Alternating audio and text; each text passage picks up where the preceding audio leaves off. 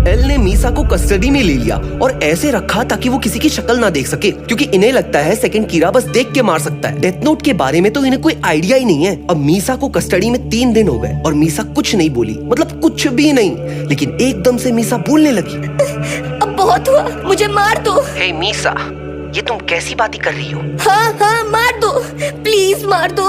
लेकिन मीसा एल से नहीं, रैम से बात कर रही है। मीसा, क्या सच में तुम यही चाहती हो? हाँ, मैं कह रही हूँ आखिरी बार मार दो। तो अब रैम लाइट के पास जाती है और बोलती है कि मीसा उससे बहुत प्यार करती है और वो मरना चाहती है ताकि लाइट को कुछ ना हो। पर मीसा को बचाने का एक रास्ता है, अगर लाइट मीसा की डेथ नोट की ओनरशिप ले लेगा तो मीसा डेथ नोट से रिलेटेड मेमोरीज भूल जाएगी, पर बाकी सब वैसा का वैसा ही होगा जैसा चल रहा है। तो लाइट मान जाता है। लाइट भी मीसा को लाइक करने लगा है, तो रैम लाइट को डेथ नोट का एक पीस दे देती है, जिससे लाइट डेथ नोट का ओनर बन गया और मीसा की डेथ नोट वाली मेमोरीज वैनिश हो गई। और अब लाइट डेथ नोट की ओनरशिप गिव अप कर देता है ताकि मीसा पे किसी को शक ना हो। और रैम बोलती है, उसका ख्याल रखना, अब वही होगा जो तुम चाहते हो, बस उसे मरने मत देना, वरना मैं तुम्हें मार दूंगी, लाइट। और रैम वहाँ से चली जाती है। अब लाइट र्यूक से कहता है, र्यूक, मैं डेथ नोट को जमीन पे दफना रहा हूँ, पर मैं इसकी ओनरशिप तब तक नहीं छोड़ूंगा जब तक मैं ये ना बोलूं। मैं मेरे माँ के लिए जी रहा हूँ। यहाँ मीसा को आया होश, क्योंकि अब उसके डेथ नोट की मेमोरीज वैनिश हो गई हैं। बट ये बिहेवियर चेंज देखकर एल कंफ्यूज्ड है, क्योंकि अब तक मीसा अमाने जो चुप बैठी थी वो एकदम से तड़पने लगी और ऐसे बिहेव करने लगी कि उसको कुछ पता ही नहीं है, जो कि सच बात है। कि तभी वहाँ लाइट आता है और कहता है, एल, मुझे लगता है कि मैं ही कीरा हूँ। क्या? लाइट ने कन्फेस कर दिया? पर क्यों? तो लाइट एक्सेप्ट कर लेता है कि रेप एम्बर से वो बस में मिला था, नोएडा भी वही गया था, और तो और सेकंड कीरा ने उसे ही कांटेक्ट किया। बट ये सब लाइट को याद नहीं है, शायद ये सब उसने नींद में किया होगा। इसे स्लीप वॉकिंग की बीमारी है। पर एल स्लीप वॉकिंग को डिनाई कर देता है, क्योंकि जब लाइट के घर में कैमरा लगाए थे तब उसका स्लीप पैटर्न एकदम नॉर्मल था। तो लाइट सबको यकीन दिलाने के लिए खुद को सर्विलेंस में रखने की डिमांड करता है। अगर वही कीरा है तो किसी भी क्रिमिनल की मौत नहीं होगी। तो एल मान जाता है, क्योंकि इससे बेटर ऑप्शन क्या है कीरा को पकड़ने का। पर मिस्टर यागामी भड़क जाते हैं, आखिर बाप है भाई। तो अब लाइट, मीसा और मिस्टर यागामी तीनों टास्क फोर्स की निगरानी में है। अब 1 हफ्ता बीत चुका है, एक भी क्रिमिनल की मौत की न्यूज नहीं आई। अब लाइट पे शक धीरे धीरे बढ़ रहा है। तो एल लाइट से कहता है, लाइट, अब तो तुम्हें मान लेना चाहिए कि तुम ही कीरा हो। मैं मेरे माँ के लिए जी रहा हूँ। मतलब वो टाइम आ गया है, जल्दी मिलते हैं लाइट। Okay bye.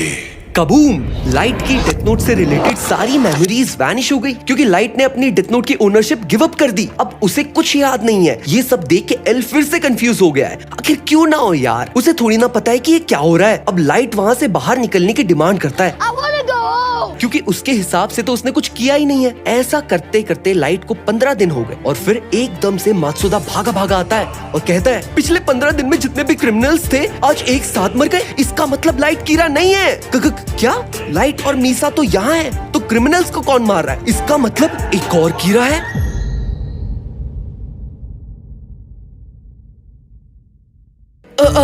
नहीं, एक्चुअली रैम ने डेथ नोट किसी और को दे दी जो क्रिमिनल्स को मार रहा है, ताकि लाइट और मीसा पे से सबका शक हट जाए। लाइट कितना स्मार्ट है यार। पर यहाँ एल को अभी भी शक है कि लाइट ही कीरा है, क्योंकि वही इतना स्मार्ट है। तो अब एल मिस्टर यागामी को सब सच बता देता है। तो मिस्टर यागामी लाइट और मीसा को गाड़ी में बिठा के कहीं ले जा रहे हैं। बेटा लाइट, ये मत सोचना कि तुम दोनों बच गए हो, अब तुम्हारा एनकाउंटर होने वाला है। एल को लगता है तुम दोनों कीरा हो और तुम दोनों के मरने के बाद किलिंग्स रुक जाएंगी, और अगर ऐसा नहीं हुआ तो एल खुद मर जाएगा। और ये सब मैं अकेला देख नहीं सकता, तो तुम्हें मारने के बाद मैं भी मर जाऊंगा। I am sorry light.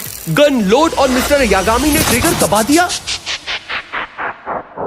नहीं, अरे ये तो ब्लैंक शॉट था। ओ भाई, तो ये सब एल का प्लान था। अगर इन दोनों में से कोई भी कीरा होता तो अब तक मिस्टर यागामी को भी मार दिया होता, क्योंकि मीसा लाइट को मरते हुए देख नहीं सकती। पर अभी भी एल का शक दूर नहीं हुआ लाइट से, क्योंकि इस बात का तो कोई प्रूफ ही नहीं है कि लाइट को कोई और कंट्रोल कर रहा था। पर बाकी लोग को ये बात कौन समझाया? तो अब एल लाइट के साथ हैंडकफ्स लगा लेता है और मीसा अमाने के पीछे लगा देता है मात्सुदा को, उसका मैनेजर बना के, ताकि वो सेकंड कीरा के बारे में और पता कर सके। तो अब इन्हें अपना बेस चेंज करना होगा। तो एल ने ऑलरेडी एक बेस सेटअप कर लिया है, जो ये 23 फ्लोर की बिल्डिंग है, जिसमें हर फ्लोर पे एक अलग डिपार्टमेंट है। क्योंकि एल जानता था ये केस कोई छोटा मोटा केस नहीं है, तो उसने पहले ही सारी तैयारी कर ली थी। एल कितना अमीर है यार। यहाँ रियलायंस नाम की कंपनी में कुछ लोग मीटिंग कर रहे हैं। मोटा भाई, इस हफ्ते कीरा से किसको मरवाएं? ओपा जी, मुझे तो लगता है कीरा हम में से कोई एक ही है, पर क्या फर्क पड़ता है, जो मेजोरिटी का डिसीजन होगा वही लेना पड़ेगा।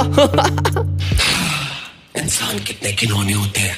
तो अब ये शिफ्ट हो गए एल के हेडक्वार्टर्स में, पर एल ज्यादा खुश नहीं है क्योंकि लाइट पे उसका शक गलत जो साबित हुआ यार, और उसे लगता है कि कीरा की पावर्स एक आदमी से दूसरी आदमी में शिफ्ट होती हैं। हम कितनों को पकड़ेंगे? तो लाइट एल को इस हालत में देख के कहता है, तुम चिंता मत करो एल, असली कीरा को हम दोनों मिलके पकड़ेंगे, पिंकी प्रॉमिस। तो 2 महीने बाद लाइट अपने स्किल से पता लगा लेता है कि एक कंपनी है री अलायंस, जिसके स्टॉक्स काफी जल्दी बढ़ रहे हैं क्योंकि मार्केट में कंपनी के सीईओज की मौत हो रही है, वो भी हार्ट अटैक से। लाइट कितना स्मार्ट है यार। और यहाँ री अलायंस ग्रुप की मीटिंग चल रही है कि अब और किसको मरवाना है कीरा से। पर तभी आती है एक शॉकिंग न्यूज कि कीरा ने धमकी दी है, अगर पुलिस ने कीरा का पीछा नहीं छोड़ा तो कीरा पॉलिटिशियंस को मारेगा। तो भाई बात अब पॉलिटिशियंस की है तो कोई कुछ नहीं करेगा, टास्क फोर्स बंद करो। तो पुलिस ने अपने हाथ हटा लिए इस केस से, और जिसको भी इस केस पे काम करना है उसे पुलिस से रिजाइन करना होगा। तो अब चीफ यागामी और मात्सुदा जॉब छोड़ देते हैं पुलिस की, पर आइजावा पुलिस की जॉब नहीं छोड़ सकता क्योंकि उसको अपनी फैमिली भी संभालनी है यार, तो वो चला जाता है। तो अब ये पता करना है कि री अलायंस ग्रुप में कीरा कौन है।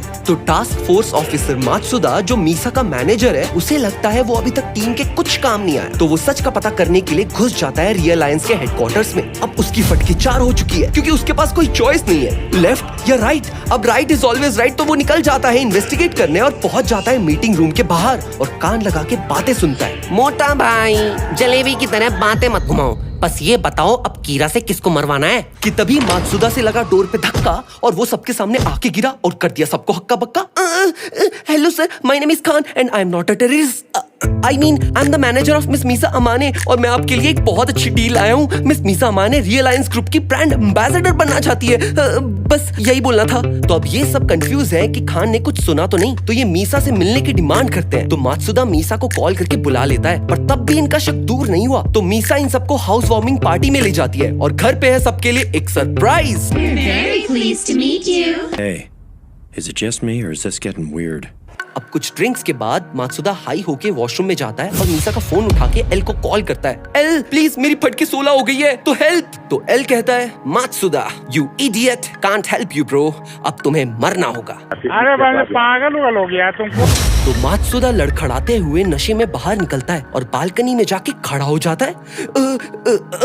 ये तो एक हाथ पे खड़ा हो गया, अबे गिर जाएगा भाई, नीचे उतर। सही में गिर जाएगा भाई, और मात्सुदा गिर गया। What the fuck, oh shit. नीचे तो मिस्टर यागामी ने मात्सुदा को बचा लिया, पर लाश के गिरने की धमक से आवाज आई, ये तो नकली लाश है। तो अब ये इसे उठा के ले जाते हैं। क्या बात है भाई। तो मीसा सबको वहाँ से निकाल देती है ताकि री अलायंस ग्रुप वाले इस